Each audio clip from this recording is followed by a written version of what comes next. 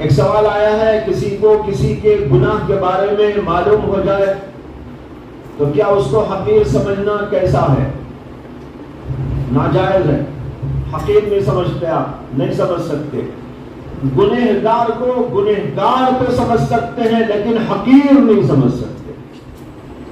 حقیر سمجھنا الگ ہے، گناہ کو گناہ سمجھنا الگ ہے، اور جو گناہ کر رہا ہے اس کو یہ سمجھنا کہ ہاں بھائی یہ گناہ کر رہا ہے، لیکن کیا معلوم کہ وہ حقیر ہے؟ اللہ کی نگاہ میں ہو سکتا ہے کہ حقیر نہ ہو، ہم سے اعلیٰ ہو، افضل ہو۔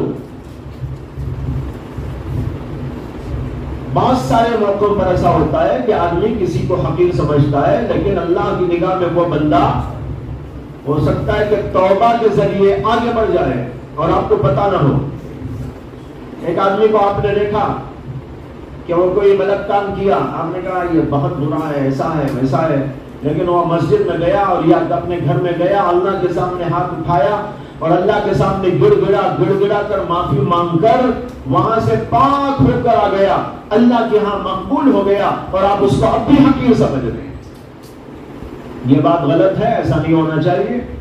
علماء نے لکھا ہے گنہگار کو سمجھ سکتے ہیں لیکن حقارت اس کی نہیں کر سکتے۔ اس کی مثال حضرت مسیح الامت مولانا مسیح اللہ خان صاحب رحمت اللہ علیہ یہ دیا کرتے تھے کہ دیکھو، ایک بچہ اگر اپنے گھر سے نکل کر باہر گیا اور کسی پلیدی و گندگی میں اس کے کپڑے ملوث ہو گئے یا اس کا جسم ملوث ہو گیا، کوئی گندگی تھی اس میں گر گیا، ماں نے اسے کہا تھا باہر مت جاؤ، ماں نے اسے سمجھایا تھا ادھر ادھر گھومو مت، پھرو مت، گندگی لگے گی، ایسا ہوگا ویسا ہوگا، لیکن وہ بچہ سنا نہیں اور باہر گیا اور جا کر کہیں گندگی تھی، گندگی میں گر گیا اور اس کے پورے جسم پر کپڑوں پر گندگی لگ گئی۔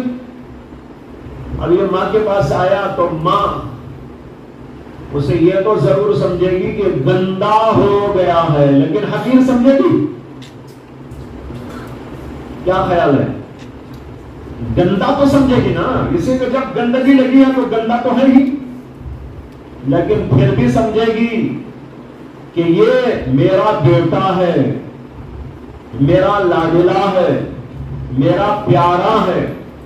بچے کو غصہ بھی کرے گی لیکن اندر سے چاہت کا غصہ ہوگا، محبت کا غصہ ہوگا، اور پھر وہ بچہ جب اس طرح گندگی میں ملوث ہو کر آئے گا تو ہو سکتا ہے کہ ایک دو مار بھی اس کو مار دے، اس کے بعد اسے لے جائے گی، دھلائے گی، نہلائے گی، اچھے کپڑے پہنائے گی، اور جب بچے سے پوری گندگی دور ہو جائے گی، اسے کپڑے پہنا کر اب گلے سے لگا کر کہے گی میرا بیٹا میرا بیٹا۔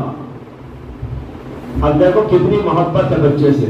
حضرت فرما کرتے تھے گنہگار کا بھی ایسے ہی معاملہ ہے کہ گناہ اس نے کیا تو وہ گنہگار تو ہوا، لیکن اس کو حقیر نہ سمجھو، بلکہ اس کو ایسا سمجھو جیسے کہ گندگی لگ گئی، اب گندگی لگنے کے بعد اس گندگی کو وہ توبہ کے ذریعے دھو لے گا، وہ تو ہمیں گلے لگانے کے قابل بن جائے گا۔